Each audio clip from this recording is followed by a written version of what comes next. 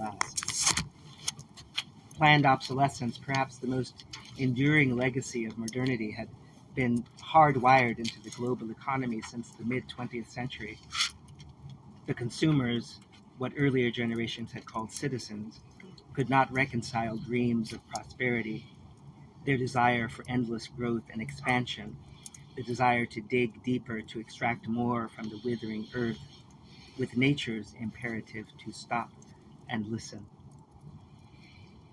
Indigenous people, driven from coastal habitats generations before by increasingly violent tempest, shook their heads solemnly. The chickens had indeed come home to roost. Listen, the end of the world is nigh. It came as no surprise when the elites sought to abandon the world they had conspired to murder. Dark web conspiracy theorists had long whispered of underground factories and hidden islands where escape plans were being concocted. The most shameless of celebrity moguls were shockingly open in their technological ambitions, masking their aims in philanthropic, humanitarian trappings.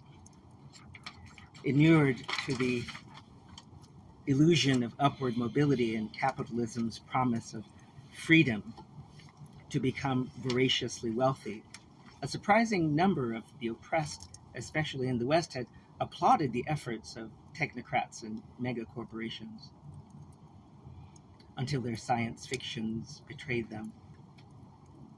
Lunar and Martian colonies never quite materialized. Experimental interplanetary spacecraft always seemed to fail in the end.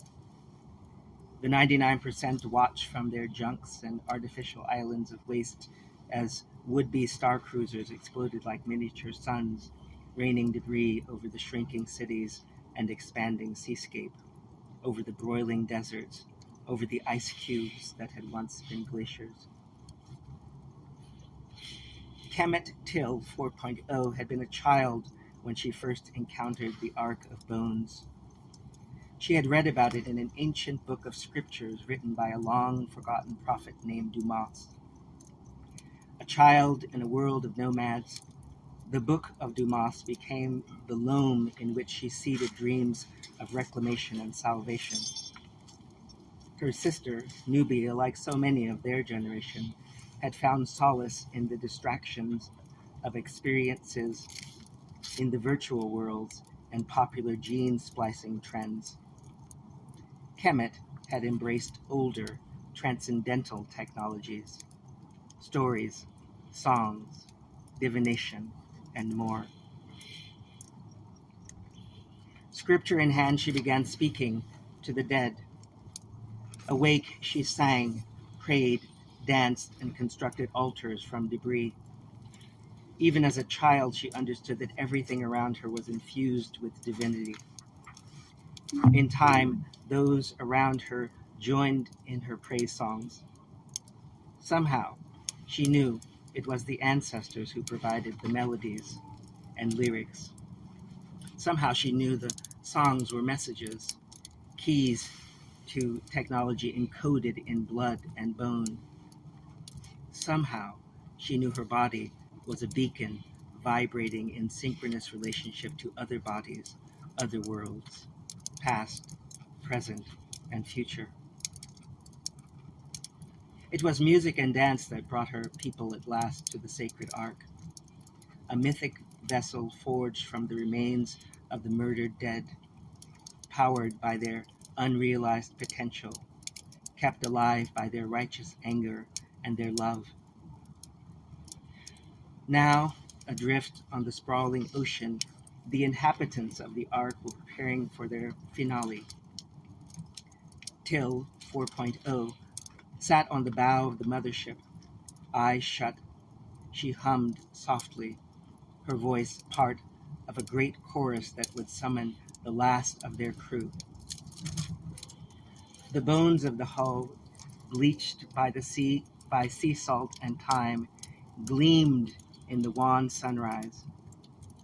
Beneath waves that had consumed the world, swallowed the cities, the sprawling motorways and once proud bridges, The children of the sun had plowed the ocean in search of the lost, stolen ones.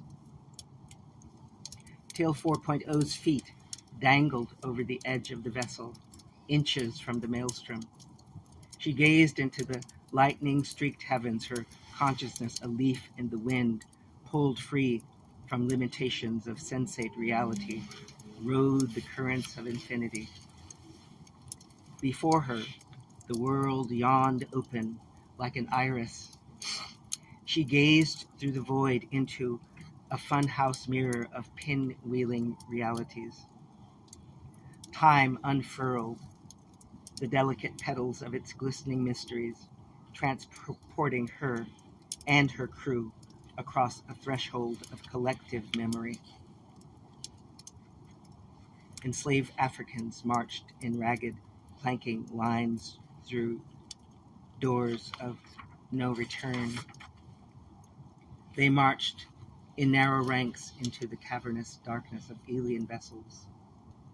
They writhed, limbs straining helplessly against crippling shackles. Identity, language, rituals, roots, and spirit receded, all digested within the belly of the soul-consuming beast. Generation upon generation, auctioned, sold, to toil in the alien fields, made prosperous by their ingenuity and resilience. Generation upon generation of captors, enriched by their suffering and sacrifice. Flight and capture and punishment. Prayer, work songs, and stargazing. Flight and freedom. Love, death, and rebirth. The mirror darkened. Rebellions, great wars, lynch mobs, till 4.0 saw herself, her ancestral self from an alternate reality, beaten, mutilated, hurled into the Mississippi, her pleading eyes from the future locked on the hollow sockets of the boy child from that other place and that other time. In that world, her ancestor's sacrifice had changed the course of history. In her own reality, his survival had birthed a new lineage, allowing her to chart a destiny that might otherwise never have been. Her shipmates crooned a mourning song into the endless night, for there were no worlds in which supremacy culture did not permeate, did not perpetuate brutality and suffering, and by doing so, give rise to resistance and martyrs. Marches, riots, conspiracies, and assassinations, cauldrons of rage, setting urban slums aflame, poverty, addiction, black bodies imprisoned. Cocooned in a morphogenic field of interconnected souls, sustained by literal bodies of knowledge that stretched back millennia, wisdom plotted in the stars,